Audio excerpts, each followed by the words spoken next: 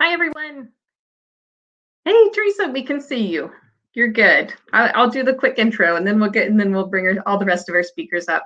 Hey, everybody. Welcome to our third installment of HSMAI Recovery Connections. I'm Julie Jones from the HSMAI headquarters team, and I'm really happy that you're here. Our marketing advisory board has deliberately designed today's session to make the most of your time. First, you'll hear highly relevant and actionable insights from our panel of experts. And then you'll have time to connect and learn from hospitality professionals like yourself who are really driving the hotel industry's recovery. I know you're anxious to get started. We are too, so I'm going to do just a few housekeeping announcements really quick. Mark your calendars for next week's installment of Recovery Connections. The topic is the metrics that matter, and I hear it from all of our advisory boards all the time that we're still struggling to figure out what we should be measuring these days to understand our performance and forecast. So keep an eye out for that session next Wednesday at 2 o'clock Eastern. Like for all of HSMAI's live events, our confidentiality and antitrust guidelines apply. That means when we get into our table discussions, no conversations around prices and pricing and costs or doing business or not doing business with a certain company or class of companies. The full guidelines are on the Recovery Connections website if you need them for reference. Today, during our session, if you need tech support, the little pink circle in the bottom left corner of your screen is that tech support. Just press that and there's help standing by. When we go back to our tables and have the connections portion of Recovery Connections, remember that this only works if everyone joins the conversation. So turn on your camera and turn on your mic. Don't be shy. There's no need to be camera ready. We're here to learn from each other. So everybody join in. If someone is at your table and doesn't have their camera and mic on, know that they can hear you. So you can encourage them verbally to jump in or use the table chat function that's available to you. When our panel is up, I want you to submit your questions through the Q&A chat box that's on the right-hand side of your screen. And without further ado, let's bring our thought leaders on. So Dan, Brian, Liz, and Teresa, can you turn your cameras and mics on and join us on the stage? There they are. Okay, Dan, I'm going to disappear, but I'll sort of be being behind stage.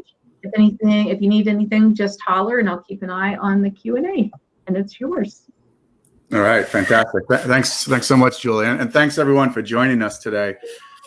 This is my first time on this platform. I think it's a pretty cool platform. I know. Recently, I've been attending a lot of webinars and all of these different kind of conferences that are online, and a lot of times I'll just sign up for it and then not join it, but because I want to see the recording later. I think this is a great tool that makes us join because we get to talk to our colleagues and definitely encourage your colleagues to sort of attend these events that are put on. I think it's a great opportunity not only to hear some great panelists, but also to connect with other industry folks that unfortunately we're not able to do at this time. So today's session I think is going to be fantastic. I want to jump right in.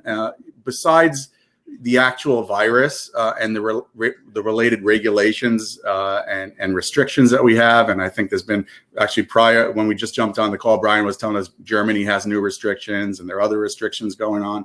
So you have all these issues going on, and that's a big part of why people aren't traveling, obviously. But another big aspect of why people aren't traveling is confidence to travel. And it's probably, once you get past the regulations and restrictions, the single biggest reason people are not traveling. MMGY actually produces what they call a travel safety barometer. And this month they came out with the latest barometer, and it may change based on the latest news, but the barometer goes from 0 to 100, with 100 being 100% confidence to travel. And the last one that was held in October had domestic travel barometer at 50. So it's still pretty low, although it has leaped pretty significantly from where it was. The international travel barometer was 38, and the business travel barometer was 41. So it's still pretty low. And the purpose of our panel today, and then the discussion that will follow the panel, is our attempt to figure out some of the things that we can do to try and bring consumer confidence up. What are the things that we control that can do that? And we really have a fantastic panel today. Each of the panelists, I think, approached the topic from a slightly different perspective, which I think is going to make the panel really interesting. So to kick it off, what I'd like to do is ask each of the panelists to sort of give a quick intro and explain how they come at this issue. What is the vantage point of the perspective that they come at this issue from? So I'll start it up with Brian. Well, thanks, Dan. Good to be with you, and good afternoon, everyone. I'm coming to you live from the Americas Center Convention Complex in downtown St. Louis. I'm the Chief Marketing Officer here at Explore St. Louis. We're the official destination marketing organization for the entire metropolitan area, but in addition, we actually run the Americas Center. So this has been a double whammy for us because we're funded based on hotel tax, and we all know how that story is going right now in reference to very anemic levels of hotel occupancy. And we're also funded by rent and revenues here at Americas Center. And suffice it to say, we've had more than our fair share of event cancellations over the past 7 months. We've been very much a stakeholder working with public health officials throughout St. Louis City and County and actually writing the ordinances, the safety ordinances that are today the governing law for the region in reference to universal use of face masks, distancing requirements, and all of the protocols associated with safety. And so we take this from the perspective of a complete travel experience, because it's not just transportation, it's not just hotels, it's not just meeting venues, it's not just retail establishments or restaurants, it's the whole enchilada. Thanks, Brian. Liz? Thank you. And yes, Brian, definitely hotel taxes are low coming your way. So I'm Liz Schultz. I am the Vice President of Strategy and Innovation here at Hyatt. I've been here about 14 years, and we've definitely seen ups and downs of this business since I've been here. But really in my role, my responsibilities include ensuring that all of our guest touch points from their bookings all the way to stays and post-checkout are really interconnected. I also oversee the program strategy for our World of Hyatt program.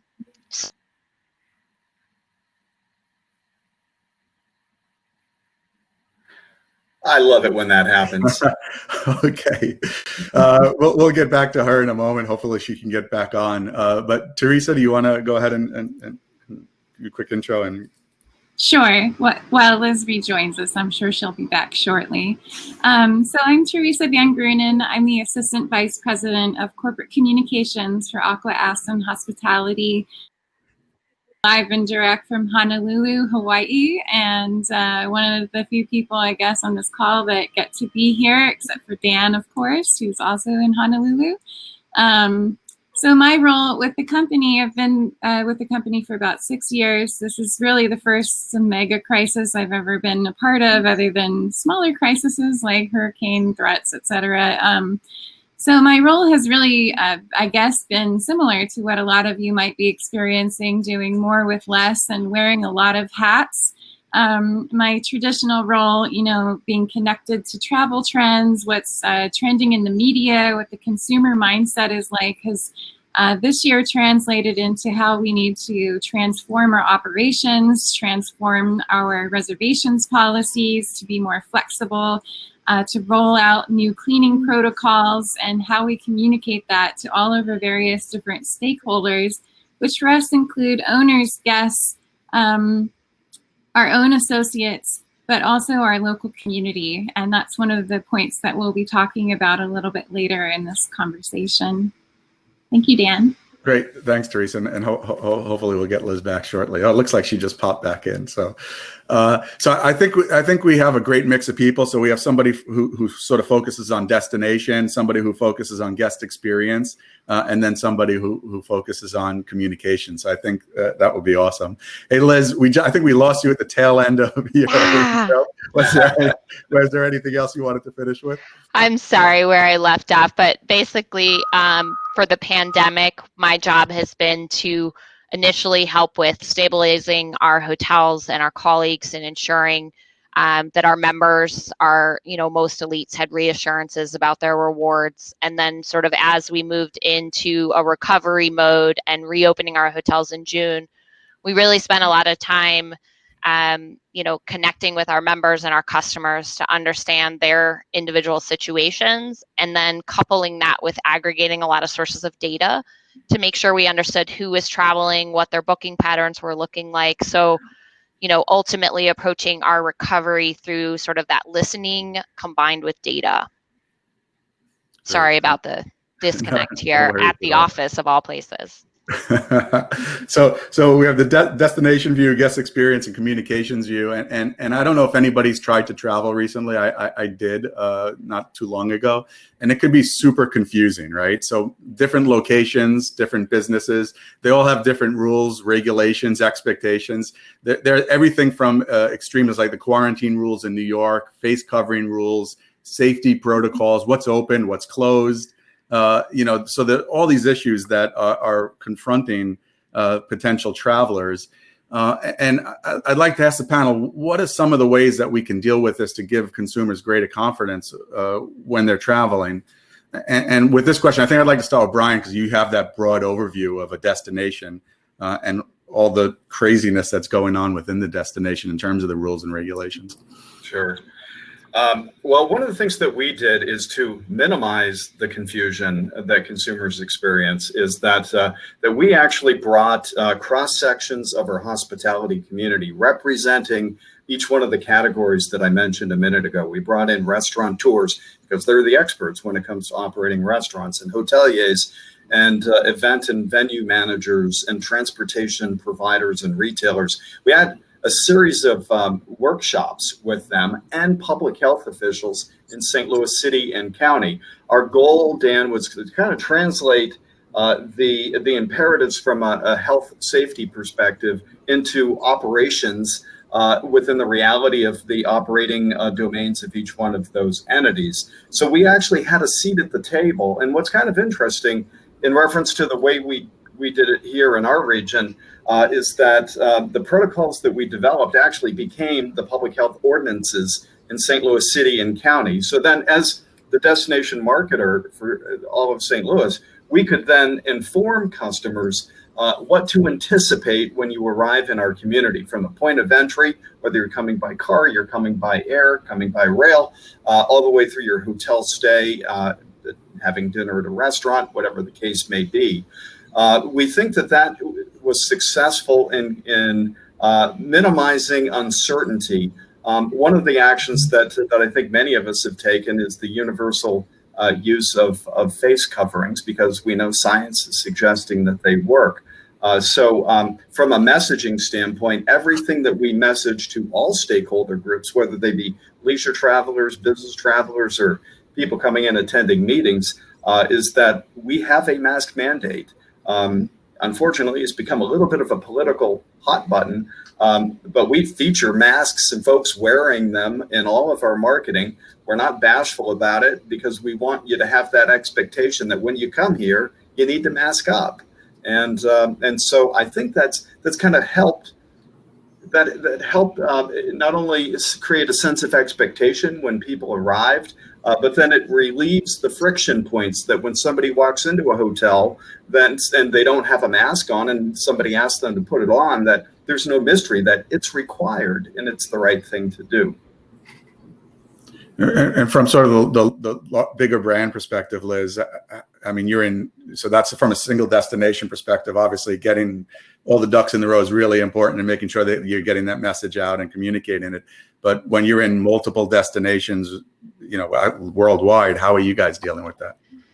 Well, it's interesting, we do our best, and our corporate comms team does an amazing job communicating out our global care and cleanliness commitment, which talks about face coverings and what we're doing to ensure our guest rooms are clean. So we have that messaging throughout the entire cycle. But I think one of the things that we noticed that was very interesting was that we saw a spike in our booking volumes, hotel direct. And we typically route most of our calls to our call centers, or obviously we have a lot of, .com or app bookings. But we noticed they were coming to the hotels. And what we learned is that people were calling our hotels wanting to know if certain amenities were open. Are the restaurants open? Can I go in the pool? Can I get a spa treatment? So for those that were ready to travel and were anticipating, they needed to know the specifics, which you might not get, a source of truth per se, or confidence in that when you're calling a call center or looking at the website. So we actually have updated not only sort of the global language, as Brian mentioned, of what our sort of rules are, our operational standards, but we've actually also updated our individual amenities icons throughout each of our property pages, so that people know this is when this is open, this is the status, or this is when our spa will reopen, future reservations. We're eager for those as well.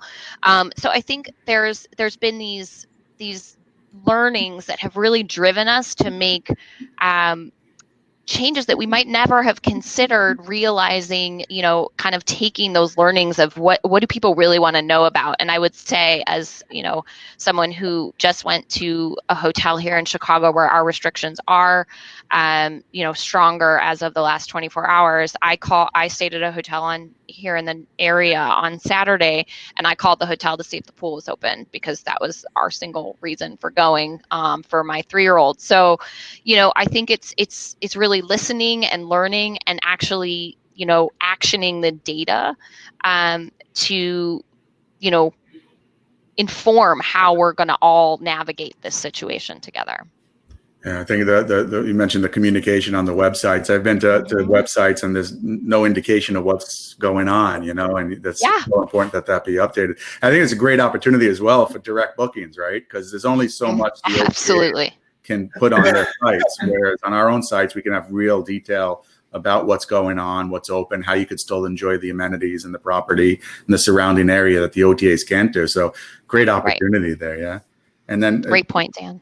Teresa, any other thoughts on that? I have another more detailed question for you after this one. So, yeah, just to, I guess, layer on to what Liz had said, I mean, the one thing that we've all been experiencing in 2020 is constant change and fast change. And so that has really required hoteliers to become more flexible and to provide guests the confidence to book, knowing that they can change their plans because the situation may change, travel restrictions may change, amenities being open or closed may change, their own health status may change. And so that's why we see the booking window is extremely short, within days, within weeks, forget about months. I mean, we are seeing some movement in months, but a lot more movement in the short term.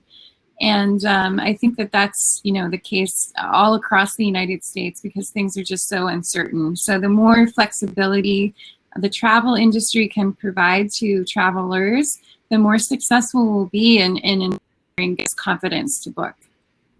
Dan, I've got one quick thing to add to that, and that is that we should assume nothing in this environment. A few months ago, we started getting word from a handful of stakeholders that people were actually concerned about staying in hotels.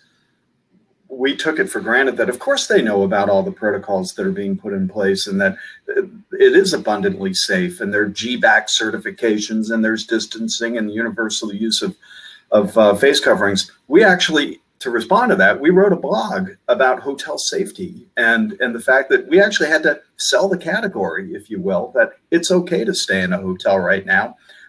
We know there's a lot of latent demand, a lot of folks that want to have a staycation or a leisure trip, and they want to do that, but they need a little convincing. Yeah.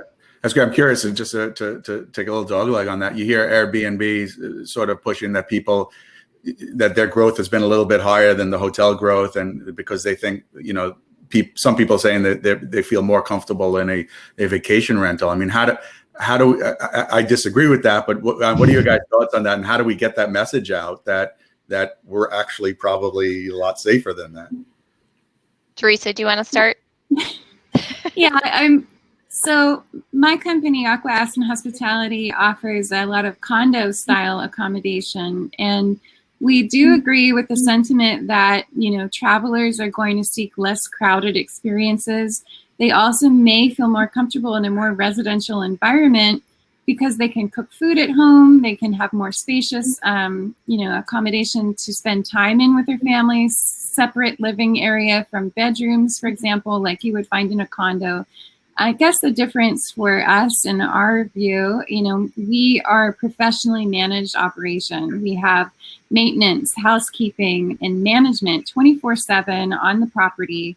And we also have implemented stringent cleaning protocols aligned with CDC guidelines using medical grade disinfectant and 30-point criteria with clean champions at every property. So it's very difficult to compare that to a self-managed Airbnb with a regular person that is not, sort of in the loop with all of the best guidance and the best practices from global brands around the world. So I guess that would be my point for consumers to think about, is there, do they know that their accommodation is actually being cleaned? I mean, we're even sealing doors and limiting access to the room so that the guest has that sense of confidence that only they have entered the room after it was disinfected. And it's really up to them if they want someone else to come in and out of their unit or not. So we're providing, more choice, more peace of mind, and certainly for our own associates, more peace of mind as well, that they're also being looked after. They're also not being exposed unnecessarily. And, we're looking out for both the guests as well as our own team. So I would just put that forward for consideration. Yeah. I think I'd build on both of Brian and Teresa's points. I think Brian had mentioned GBAC certification early on in this process. Hyatt partnered with GBAC to sort of help develop this type of, accreditation, if you will. And I think the hotels globally, I would agree, all the other major global chains in some way, shape, or form are, partnering to ensure they are using the best safety protocols. We chose to go with GBAC. Others are going with others. But, I think consumers are starting to realize the things, as you mentioned, Dan, that they may have, or Brian, that you had mentioned, taken for granted about, how clean our hotels are, and they're cleaned every day if you want them to be, not every day if the consumer doesn't want them to be. But, we've always had that and sort of maybe taken it for granted, but this sort of additional accreditation tools that we're using. But I do think that the combination of that cleanliness confidence that's starting to emerge is putting more reliability in global brands that can control it. And, I think what we're starting to see, not only with the need for that confidence, but also that flexibility. And I think you couple those, that's something that a hotel company or a brand can bring to the table that an Airbnb is not going to be able to bring to the table. You hear the horror stories of, the 30-day cancellation policy.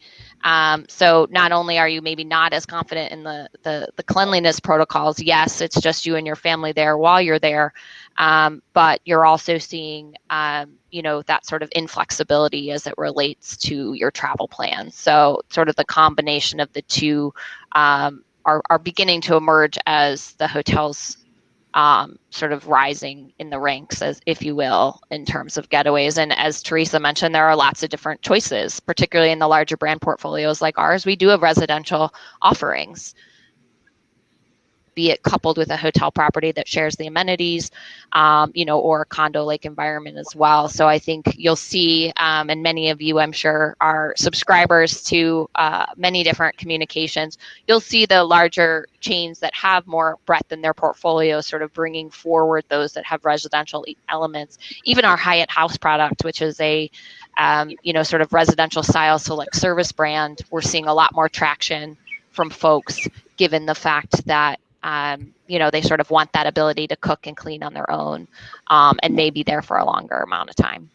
Yeah, it's interesting. I think that, you talk about how when there's a crisis, people want that professional level management and protocols and things like that. And I think one of the things you've seen in Airbnb is people are tending to travel in places, as Teresa said, that are less crowded, and they may not be that level of hotel inventory. So it's just an interesting dynamic to watch. So we've seen the segmentation change drastically, right? I talked about business travel being probably the lowest level of confidence right now in people being willing to travel. So you've seen very little. We've seen a shift in segmentation more towards leisure. So I want to talk a little bit about, so leisure is all about inspiration and trying to get people excited about, getting out of their home and doing something different. So how do you balance that sort of inspirational messaging with the safety messaging? And Brian, I'll start off with you. Sure. We're finding that the use of video content online, serving up digital video content, particularly of people having a good time outdoors, is providing some really substantial levels of engagement from a digital standpoint. We review all the metrics. We understand very well what seems to move the needle. And we think that that combination of sight, sound, and motion, and seeing people actually doing what we are all intended to be doing, and that's traveling and connecting and having an experience. And we're just having to do it in a slightly altered version of what we had considered normal. So we feature people that all of our talent, quote unquote, which are more often than not friends and family members of Explore St. Louis, that we go out and film on location, and we create these scenes and serve them up, and it seems to be a pretty good recipe in reference to finding that balance between the pragmatism of wearing a face covering and families having a good time and going about living their lives. Which is interesting. I like that. Maybe ask Liz again as the sort of the larger brand on the panel. About Brian mentioned about masking and things like this. How, I mean, from a messaging perspective, right? All of our old messages and all of our old probably visuals are no longer relevant. I mean, how are you approaching that? Is everything masked? Is everything sort of COVID related, and how do you then make that also feel inspirational and exciting? Yeah, so I think there's a couple of things that we've done, and I don't want to call them tricks, but I think we've all found ourselves maybe watching TV in the last couple of months or so, and you start to see a crowd of people and you're like, whoa, that's not okay.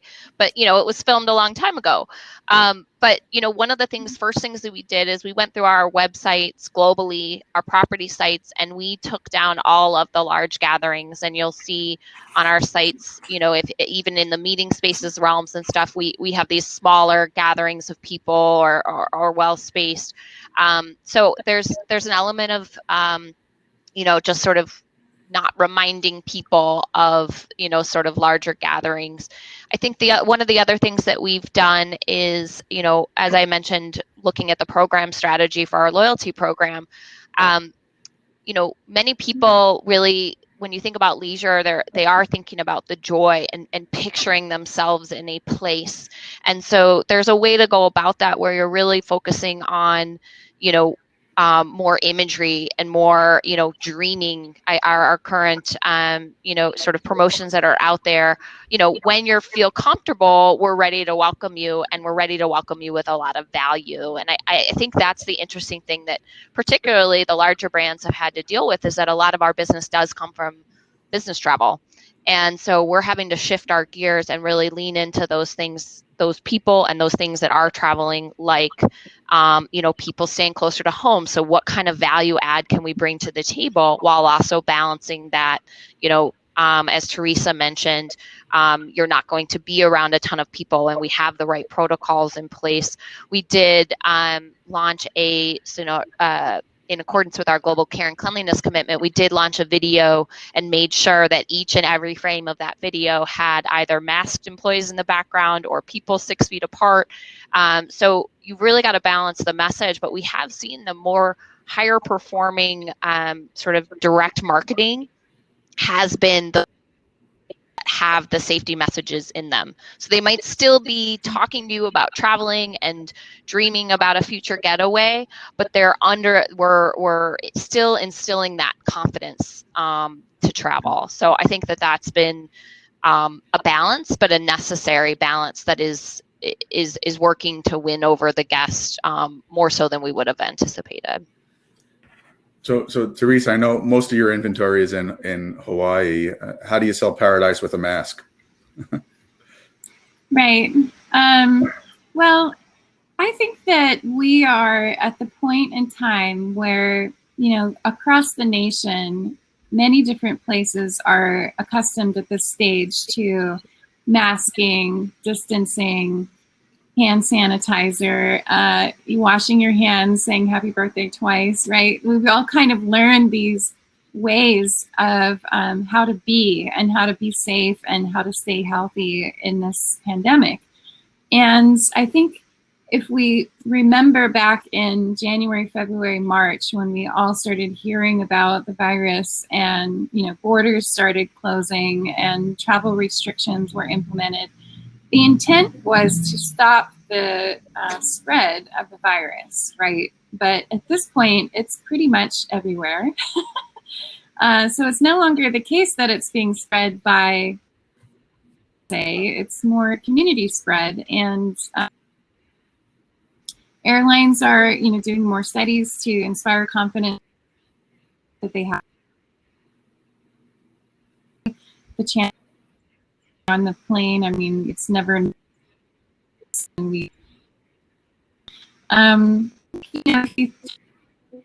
Hawaii, for the community here, it's very important to communicate that we do have these safe practices in place, that they're mandatory for the residents and the same expectation is there for visitors.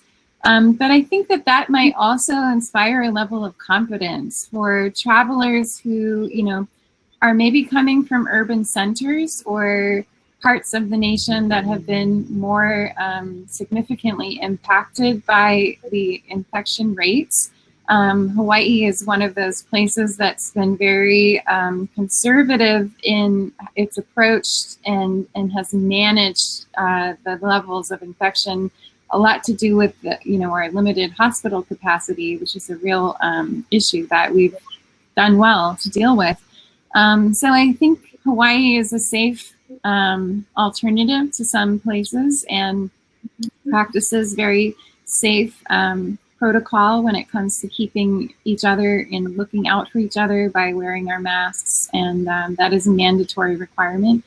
We're working, the industry is working closely with the state and the counties to educate the incoming travelers on what all the rules and regulations are as they change and evolve over time. And, we're excited that on October 15, we announced the pre-travel testing program, which is another development. Testing is becoming more and more available. It's not where it needs to be, but it's a lot better than before, where, you can get a test now. You don't have to be a high-risk person, or you don't have to have been exposed. You can get a test to travel to a place like Hawaii. And I think other places around the world are implementing that.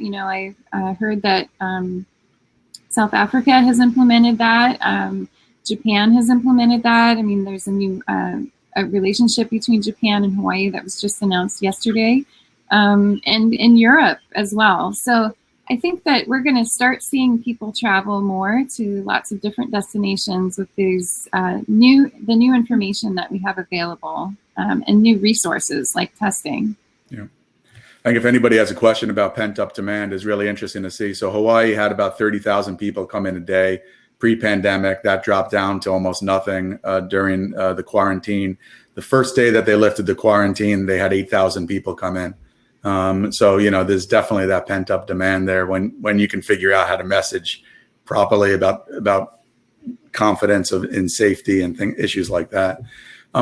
Julie, I just wanted to open it up to any questions. I have a couple more, but I just want to see if there's any questions out there. Yeah, no questions from the chat so far. We don't have a super inquisitive group, but I'll remind everybody to put your questions in the chat field.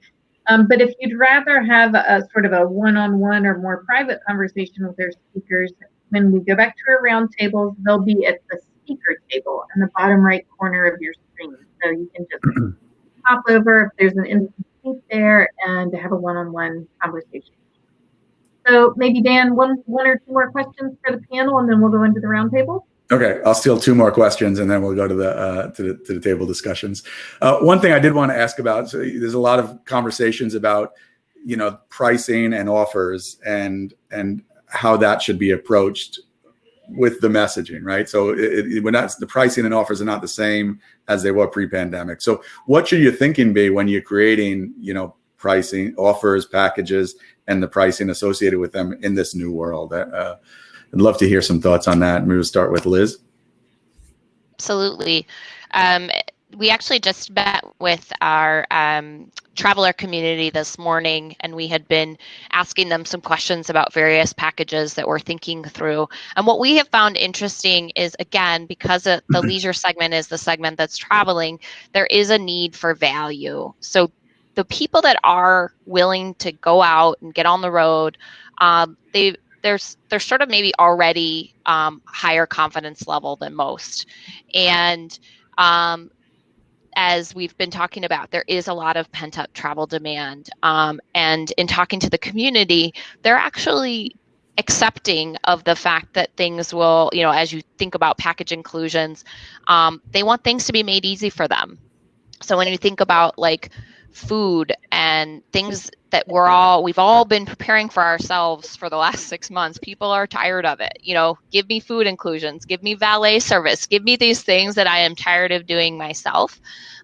Because I think this audience that's booking or ready to travel, in the near term, is ready to embrace, sort of an upcharge, if you will, if you're providing that level of convenience.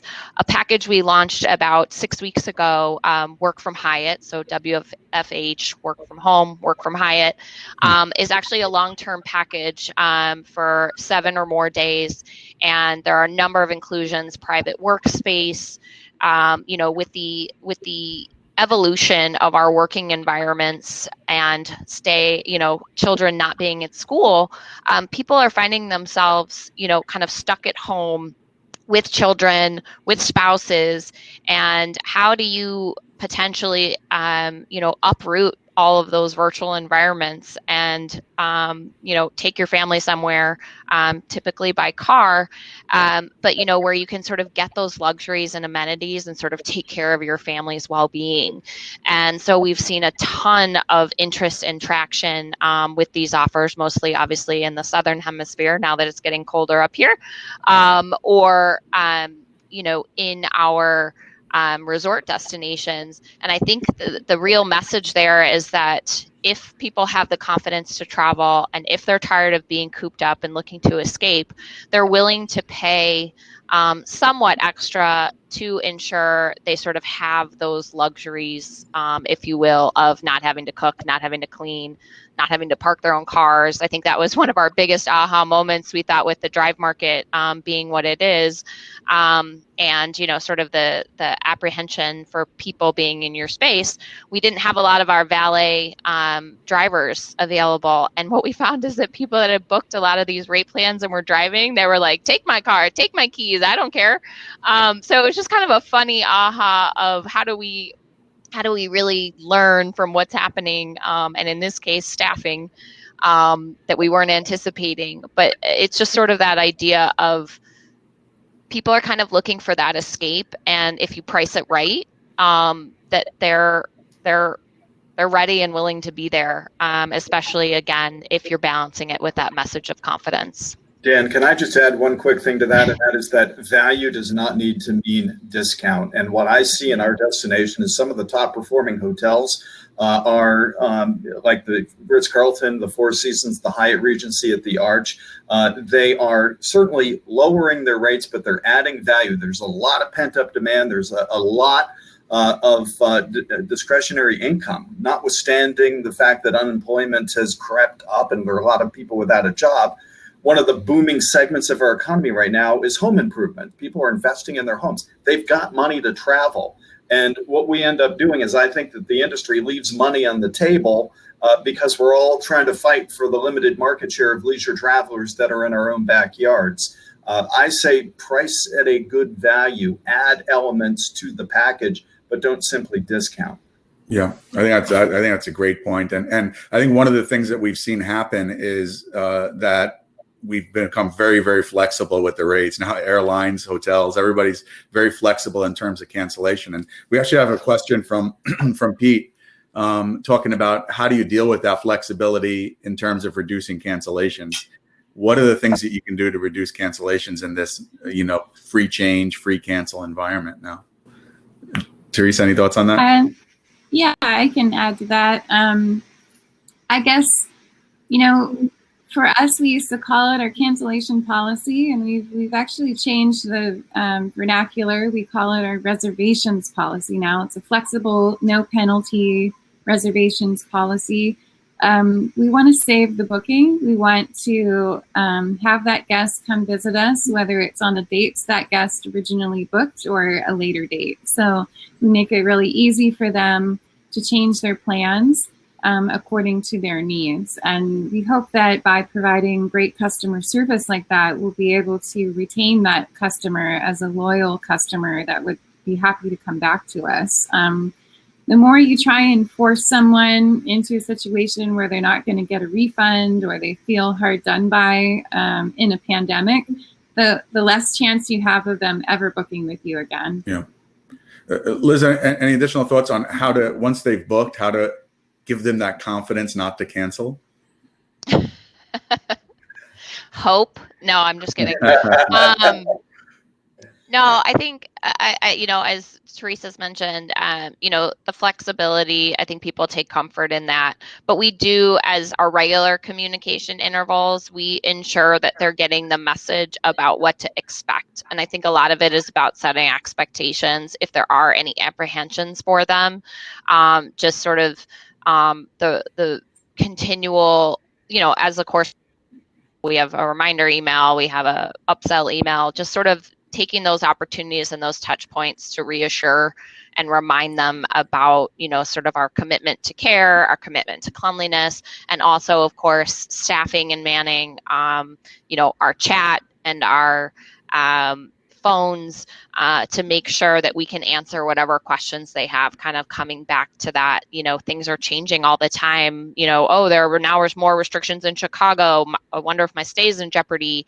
Just sort of keeping as much information as possible, as current as possible, so that people can feel and sort of, for lack of a better term, timestamp it so they know it's current, and that you're making those things as updated as possible. That's great. And I know we need to get to the connections part of this, this piece now. I know Julie's probably waiting for me to start that. So I did want to ask one last question, but I think we're running out of time. So Julie, I'll pass it back to you. We are running out of time. I hate being such a wet blanket, but I want to give our participants a chance to talk to each other and then come to the speakers table and talk to you all. So thank you, Brian, Dan, Liz, and Teresa, very much. I really appreciate your thoughtful insights and your willingness to share what you're doing so that we can be the tide that lifts all boats in this industry recovery. So thank you very much. Screen again with everybody just so you know what's next. And just really quick, if you are looking for the recording for this session, it will be in the Recovery Connections website. It's there on your screen within 24 hours. Also, in that on-demand library is a ton of resources, past session recordings, and additional little short micro learning snippets that can help you as you're building out your plans for the rest of this year in 2021. If you're looking for more resources and more education on the marketing front, I really encourage you to take a look at the Hotel Digital Marketing Essentials course. We have one starting next week. It's a terrific course, co-led by Dan Waxman, our moderator for today. So to take a look at that. And here's the connections portion of the program. I'm going to shoot you back to your tables. When you're there, make sure your mic and camera are on. If there is only, if you're the only person at your table, or there are just a couple and you want a bigger group, you can move to any open seat. Just double click on a seat at another table. Get started, introduce yourselves real quick. If you don't already know the people that you are sitting with, just for giggles, start with the person with the shortest hair and work your way to the longest. And we did go over on the panel a little bit, so I'm going to shoot from the hip and say we'll do 2 rounds of discussion that are 7 minutes each instead of the 3 that we had planned. And I'll pop in after our first 7 minutes with your second question. So here's what you're going to want to know. What do we talk about first? Your first question. What are you currently doing in your hotel or hotels to build traveler confidence? What's something that you have figured out? What's your best practice that you can share with the folks at your table? So here we go. I will see you at the tables, and look for some announcements from me as we go along.